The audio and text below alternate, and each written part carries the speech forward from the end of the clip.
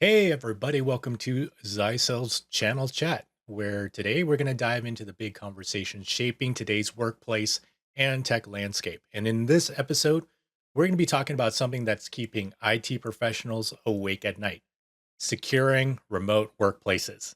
And hi, I'm Tri Wynn. I am a senior product manager here at Zycel Networks, and joining me is Marcus Holmes. He's our senior systems engineer at Zycel Networks. Hey, Marcus, how you doing? I'm doing good. How about I'm yourself? doing wonderful. I think it's a good time for this kind of conversation, and I think it's safe to say that remote work is here to stay.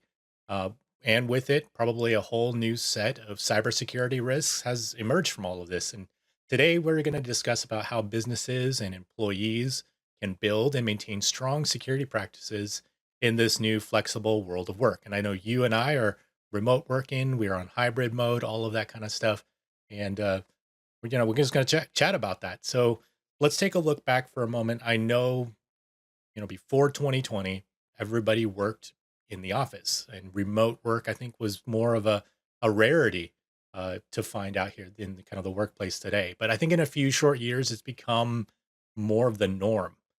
Now, many workers are working from home at least part time. And then actually in the US, approximately 52% of remote capable jobs are now hybrid, meaning that employees work both remotely and on site. And a Gallup poll also found that 53% of remote capable employees work in hybrid jobs. And additionally, 27% of those employees, or 27% of employees work remotely exclusively, and 21 of those work exclusively on site. I think a lot of us probably are wishing that we were part of that 27%, right? That work just Right. exclusively remote. And I think most of our jobs, especially in today's age and technology, it allows for that to happen. Especially if you're in kind of a sales oriented or a support or an engineer level, you can do a lot of that remotely. But I think this shift, with the shift, like organizations have had to kind of rethink their security strategies because it's no longer about just protecting the office. It's about safeguarding every home office, every device, every online connection that's out there. So, what are some of the unique cybersecurity challenges that you see that's kind of popped up today?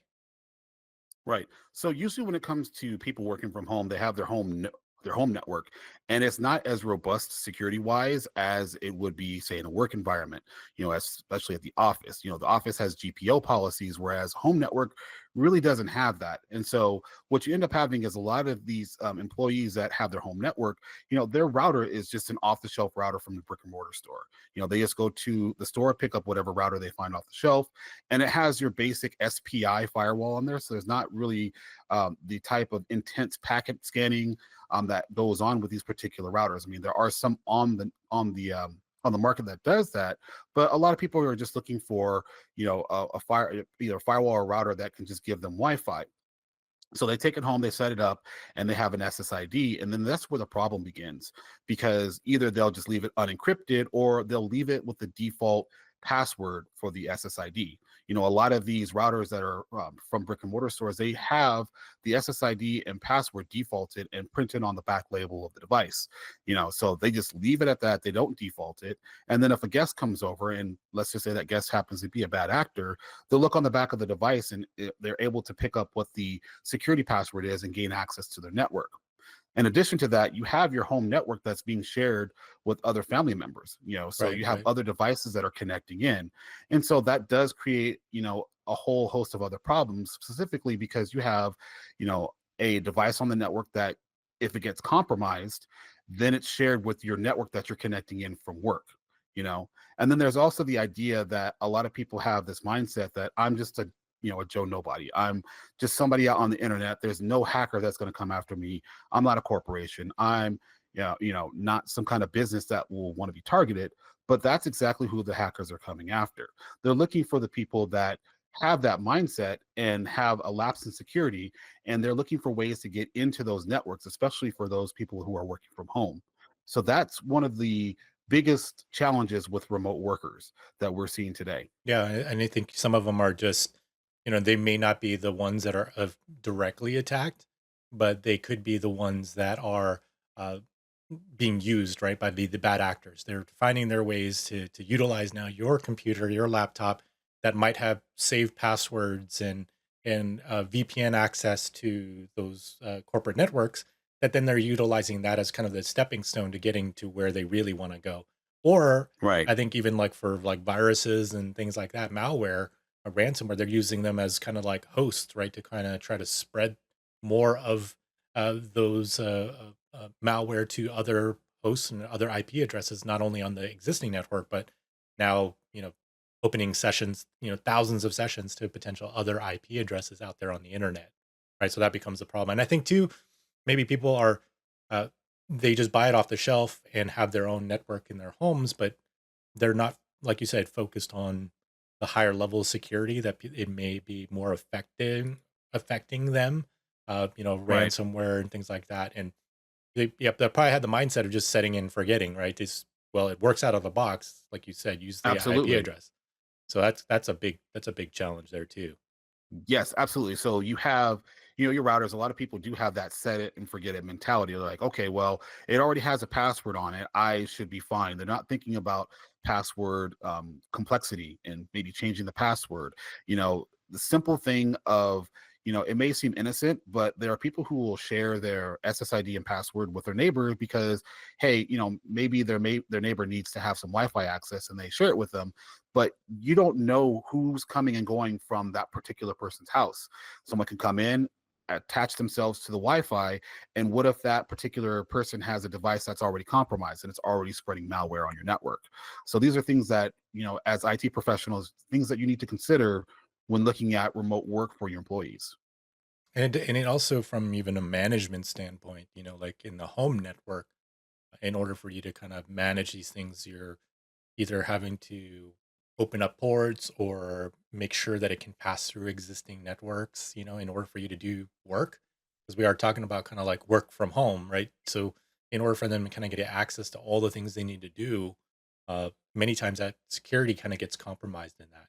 And I think that's part of the maybe the threats that we see in that remote workplace is that cyber security or cyber criminals have really looked to exploit this, right? From phishing attacks, that's already been on the rise, and it's become more common.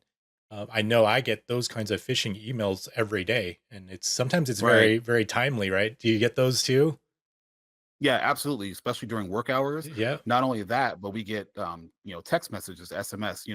We have to think about the personal side of remote work because it's not only just the remote work. You also have to take in the personal aspect because people may be using their own personal computers or personal devices, and they may log into their own personal email accounts and they could be getting yeah. spam email. And there's also the idea of your phone is connected to your Wi-Fi network, and I don't know about you, but I get SMS messages, the text messages all the time saying, that my toll road fees are due or the DMV is looking to recoup some fees. And I know from my own personal experience that they will not send out text messages, but you may have somebody that's not aware of this. They may not be cognizant of this being a phishing attack and they click on that link and all it takes is that one click to get compromised. Yeah, and like even on my side of things, it's like I get an invoice or a PO order, and something that I might be waiting for, right? Especially from the sales side, or you might get like a support ticket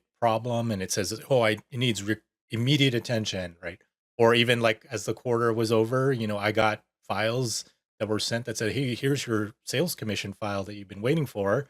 Click it to open it to approve it or whatever." But you can tell from maybe the email address that it was sent to and things like that. It was like that's not for me, definitely something Right. phishing, right? And so I think employees may be more likely to click on those malicious files and malicious links there while working from home because it doesn't have kind of the same oversight or training like when you're in the office. Or maybe you're just distracted, right? Or in a remote work, you're in a rush or you're anxious and something drops your guard.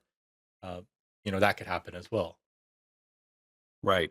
Absolutely. So you'll see situations where working from home, you have not only your work environment, but you may have your home environment that may take your attention away for just a moment. And it just takes a moment to have a lapse in judgment, and this goes back to training employees how to be on the lookout for phishing attacks and social engineering attacks, Mhm. because there are ways to identify potential red flags. And like you said, things can be very timely. You could be working and a PO comes in, an invoice comes in, and it may look legit, but you need to look at those specific red flags through training to be able to determine if it is a legit email or not. Yeah, and also I think beyond phishing, we have to worry about securing the remote devices themselves. So if like an employee's laptop isn't properly encrypted or secured, or they're not making a secure connection back to the office, it could be a gateway for hackers to access that sensitive data on the company side, especially with all the file shares and all of that, or Google shares that people have access to, both in the cloud and through a VPN tunnel. What are your thoughts on that? Yeah, I think one of the unique issues that you end up finding with securing the remote workplace is, how do you take a network that you may or may not have control over, meaning that you don't have access to their Wi-Fi, you don't have access to their network scheme? How do you secure that? You start thinking of ways that you can have them connect in, but you also have to think of the security aspect. You can do a VPN tunnel, that works perfectly fine. That's a very secure way to do it. But then you also have to take into consideration the devices that are going to connect. So are you going to allow them to allow the employee to use their own computer, or are you going to supply them with their own laptop that has security policies in place to where they can't install unauthorized software, where a lot of times you end up seeing that unauthorized software or malicious software downloads is the cause of malware being spread throughout a network. So these are things that you have to kind of take into consideration. Maybe having a lockdown laptop provided to your employees so that they can VPN in, and then you have remote security um, policies that allow you to remotely go into that computer and make changes as necessary. Or if a customer or a client needs something installed on their computer, you can look at it and decide, okay, well, this is an approved application, and we'll go ahead and install it for you. Yeah, and it's like kind of where does it stop, right? Because it's like you have to secure the computer, but then since they're from home, are you going to replace the hardware at home, right? Then that you have to jump now to this hoop of like, well, do I replace the existing modem from the ISP that's there in order for me to get better security access? But then you're going to deal with now smart TVs and smart lights and stuff, and is the IT going to be able to manage that, right? That's now going to be another can of worms that you're dealing with versus just finding a solution that can piggyback off of that as well. And i Right. think i think what like we have products, I know we have products like VPN that's built into our firewalls, and things like unified threat management that helps us, and I think that's something that we probably will talk about, later, to address kind of those things. How do we do that kind of thing specifically, maybe from encryption? Is VPN encryption, I think, is that good enough in your perspective? I mean, it is a good starting point, but you need to think about other options to go on top of that. You want to think about maybe multi-factor authentication, because you can have your VPN encrypted, and that's great because it will do end-to-end encryption. But you also have to think of other scenarios beyond that. You have to think about, well, what happens if somebody gets a hold of the laptop and they're able to get into the laptop and the VPN set to auto dial? VPNs and their configuration to end users is going to look pretty complicated. I mean, to IP professionals, we understand, phase one, phase two, the pre-shared keys, Yeah. all of that stuff. But for the end user, they just want something to just click and connect. They're not worried about anything else. They want it to be very simplistic. They want it to be quick. They want it to be easy. However, that does open up, unfortunately, a window to where if somebody gets a hold of the laptop, or you walk away from your laptop for an emergency at home and somebody's around and they start messing with your VPN, it can cause problems. So multi-factor authentication adds an extra layer on top of that with the encryption for the VPN, but you have like two sets of keys. Now you have your pre-shared key for the VPN tunnel, that's one. You also can do X authentication to where the user has to authenticate themselves with a username and password. That's a second layer. But then you also have multi-factor authentication with, say, Google Authenticator, where it provides a one-time password, and that key is only good one time. So you log into the VPN, you put your username and password in, and right before it connects, it'll say, "Hey, what's your one-time password?" Yeah. They get on their phone, go to the Google Authenticator app. It spits out a code that's good for I think 45 seconds, I believe it is, and then they have to enter that code in within that time frame, and then the key will regenerate if they don't. So that's just adding another layer of security to help protect the network. Yeah, I think we use, I know what I use multi-factor authentication practically for everything now, including the VPN side of it. And I think with security, it's always a balance, right? You want to be as secure as possible, but you can make as many hoops to make it more secure, but then it becomes a usability, right? Like Right. even multi-factor right now, some people find it very cumbersome, and it's like, well, it just adds another layer, another step to train the employees how to do it. And so most of the time people start eliminating these steps, right? Just imagine if you Right. you got a security for your house and you're like, well, I got a home security system, but I will disable all the windows because I want to be able to open the windows easily. Or Right. like, so you start compromising things. So you're compromising security in order to make it easier to use, which, again, you have to find the balance. And I think from a networking perspective, you have to balance usability and security and try to find kind of what works best for that application or for that user. Of course, we want you to be as secure as possible, because I think that opens up, again, potential liabilities and things if you didn't do it well. That maybe your customers are coming at you that say, well, you could have protected me better, but you didn't, right? But I think Right. these kinds of tools, I think organizations really need to look at ways on maybe how to come up with their best practices for remote security for their business or for what they offer. I know some of our partners, they have kind of like multi-tiered like systems or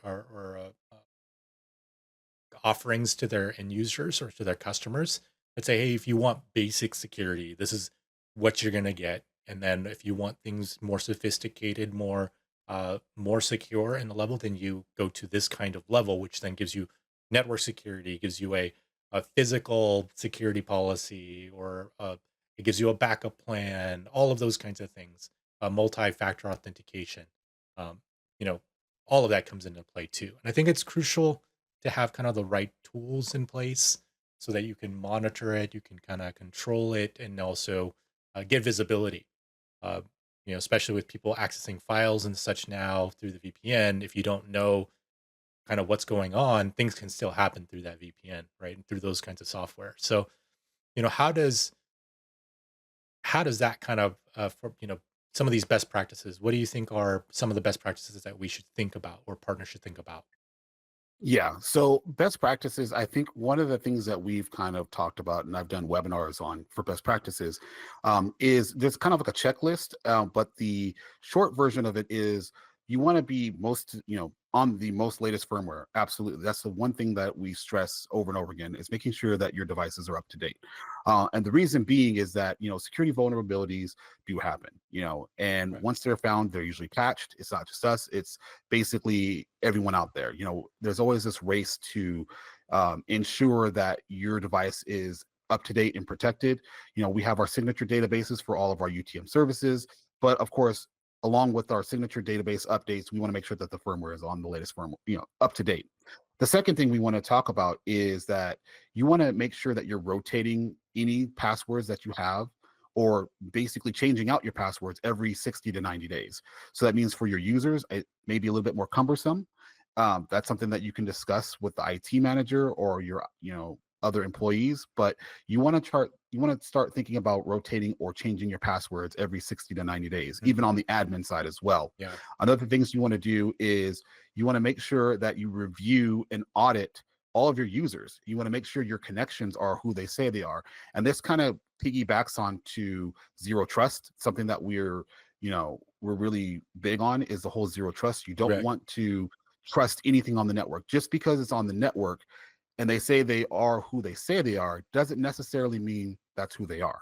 So the whole zero trust concept is you want to basically not trust anybody, have them authenticate, verify who they are, and then trust them afterwards. Right. So doing security audits on your network really does help to determine if people are who they say they are on the network, on the VPN, on the local side.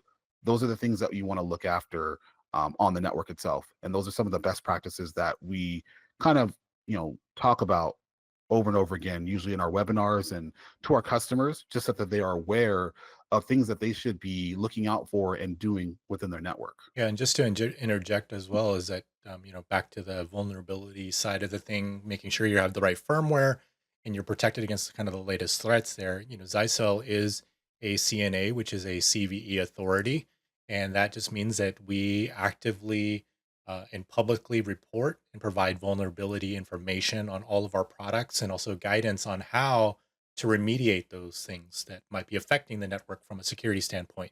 And this information is sent to our partner base as well as uh, to ensure they can receive like this update information, and so they can assess themselves what kind of exposure they may have if they didn't lock down their units as they should have, and then take appropriate action to remediate that. So whether it be a upgrade firmware or is a configuration change or maybe a check in order to kind of make sure they're on board with that.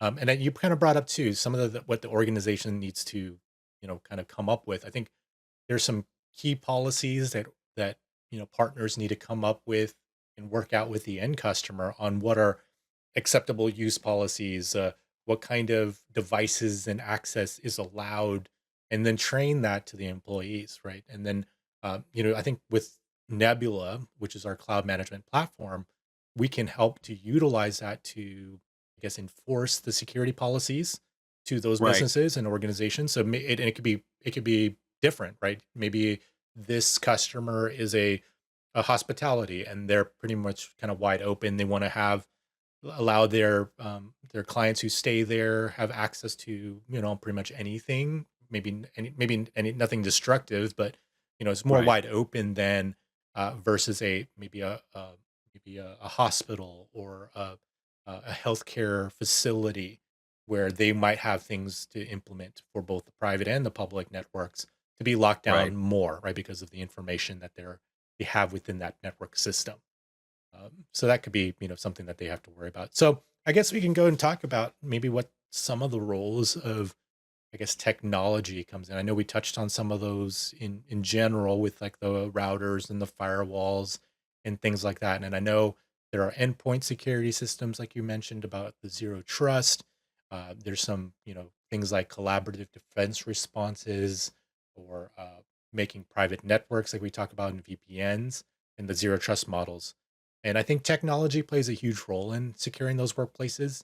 Endpoint security tools like EDRs, they help monitor and respond to those kinds of threats. And you already mentioned the zero trust models. That is kind of around there and it's essential for, I think, the remote work environment. And but I think there are still like challenges because again, if you put too much security, then it's harder to access some of these cloud services, or if they're already using that, if the employee gets compromised, you know, how do you kind of control that, or how do you even know that that's happening? These are some of the challenges that we have out there. So speak, I guess, from a technology or a hardware standpoint, how can we utilize that to make these remote connections more secure? Right. So you spoke about like endpoint security and collaborative detection response, and that's something that we offer on our firewalls. The CDR is a really great tool because what we can do is we can actively look at the network. So if you have a VPN connected, for a remote user connecting back into your corporate firewall, that remote user is going to have an IP address and it's going to seem as if it were local to the device. So we can look at the traffic on the remote end of the VPN and kind of scan it as it's coming in, and we can see what's going on with that traffic as it traverses the network. Excuse me. So for those particular devices, we can detect and scan the traffic that goes through, and if it detects maybe some kind of anomaly, with the collaborative detection response, we can then send out an alert to the IT manager saying, "Hey, we've detected some kind of anomaly, maybe malware. We can put that particular device on its own segregated VLAN so it doesn't affect the rest of the network." So that's the kind of security that we're talking about when it comes to the CDR, basically your collaborative detection and response. And that's a really great tool because that does help protect not only the end user, but also protects the rest of the corporate network. We do have other things that we can look at in terms of our device insight. So something on our firewalls that we have where we can look at what devices are connecting and making policies to ensure that only those specific devices can connect in. So for instance, if you're the IT manager and you've rolled out laptops to all of the end users to connect from home, and you know the exact version of the software that they're on, you can lock it down to particular OSs Mm, so that only they can connect through. So that's the kind of security we're talking about. I mean, we're right. it's a little bit granular, but for the end user, they're not really going to notice anything. It's more of peace of mind for the IT manager to know that they're only letting in specific devices to connect to the network. Yeah, and I know, even from the home, kind of the home's challenges, especially when you're dealing with equipment that you can't control. Like we mentioned, they might have bought just a off the shelf router, or they are just using the existing one that's given by the ISP, which is typically not security focused or security based pretty much at all. And so, having to add IPsec, VPN, encryption, and all that, I think that can be cumbersome. And so, and then replacing the equipment to put a full scale like firewall in there. Now if you're talking about doing that to every employee, right, it becomes an IT manager's like headache, right? They don't Right. want to deal with that. So I know we have a feature or a system within our access points that will co-work with our firewalls called secure Wi-Fi, and that's probably one of the, Right. I think, a real nice way to streamline an existing kind of home network, so you don't have to depend Mhm. upon what's there. It's going to build, you drop in an access point to the home office. That access point will build a layer two tunnel through the internet connection from inside out back to the corporate network. And now all of a sudden extends kind of the experience as if they were sitting in the remote office, or in Right. that office itself. And so that they can, you know, do those kinds of things. So how does security firewalls, I would say specifically, play a big role in that remote work security? Oh, it's a huge role. Going back to the remote Wi-Fi for your remote workers. So that particular model, what you can do with that is not only do you have an SSID that's broadcast specifically for, say, your remote work to connect to the VPN, but you can also set up a second SSID for the home office. So whenever they are not doing work-related activities, they can switch over to a specific Wi-Fi SSID that's local to their own internet so that it'll look as if they're going out their own internet connection. They type Yeah. in what's my IP, it'll show their IP address. So all of their regular, web browsing that they're doing that's not work related can go through that particular SSID and go out their local internet. But when they need to do anything work related, the tunnel is already built. They connect to their specific SSID, of course, using, the pre-shared key for the Wi-Fi and then adding in your extra layer of security, whether it be multi-factor authentication or external authentication for it. They connect to that SSID and then they're tunneled directly back to the firewall, and the traffic goes through the firewall on the remote end at the corporate office. Now, because it's doing this, we can set up specific security policies, whether it be, content filtering, application control. We can scan for malware, and then we Mm, can do sandboxing, all the full suite of UTM. Because again, that device is acting as if it's local to the network, even though you're given an employee an access point to drop in their network.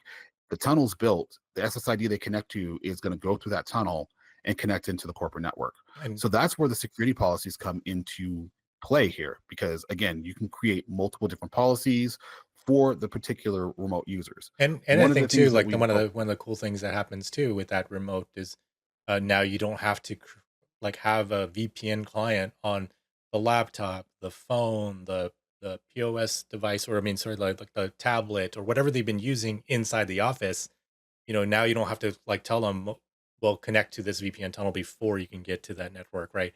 It just is right. going to, their experience is like, well, it's already connected to that special SSID, which is the same as the Office SSID, and it just will connect and just work, right? So that would be the beauty of it, of kind of that whole system. Absolutely. Yeah. And you don't have to worry about installing, like you said, installing VPN software or maintaining the VPN software, or trying to get VPN software installed on a non-work laptop. Maybe it's a personal laptop or a personal computer. That eliminates the need to have an IT manager walk the employee through how do you install this complicated software. So Another thing that I wanted to touch on also is, you have with our security policies on our firewalls, you do have situations where you have multiple different departments. You have, say, a marketing department, you have your regular employees, and then maybe you have your operations department.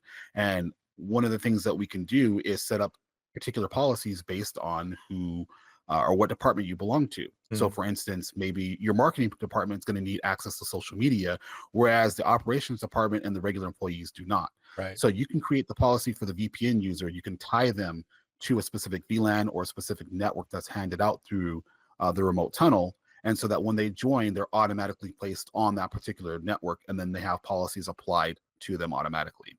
And then with the Nebula Cloud Platform, you can do that like across the entire organization. So the entire customer, even if they have multiple sites. And I think I've seen, people say that the remote user is its own separate site, right? Like every home user could be their own site. They could have then be applied certain policies or connectivity rules or login capabilities onto those sites.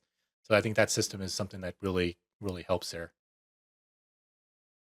Yeah, absolutely. And you also have people that may roam between different It's true. sites. So maybe you have a remote office that may be using that remote VPN technology. Maybe it's a small satellite office, and instead of, you don't have the ability to touch their gateway because you're coming in as an IT manager and or an MSP, and you're coming in and they say, well, you can't touch this firewall. Okay, well then you drop in an access point with the remote Wi-Fi capability, and then automatically they can be part of the tunnel. But then they could be an employee that has to go from, site A to site B to site C. You can still have that policy follow them to whichever site they're on. Right. And think, especially for employees now, I think the most usable maybe policy that most of our partners and customers use is probably like content filtering, right? Going to like Yeah, specific sites. And like you said, social media, some people can go to that, but not everybody should. Or if you want to block different types of applications, maybe like use of like, any kind of video software or watching movies type deals, like you can block right. those by the application itself. And I think most home networks or remote office networks, they probably don't have that kind of security level.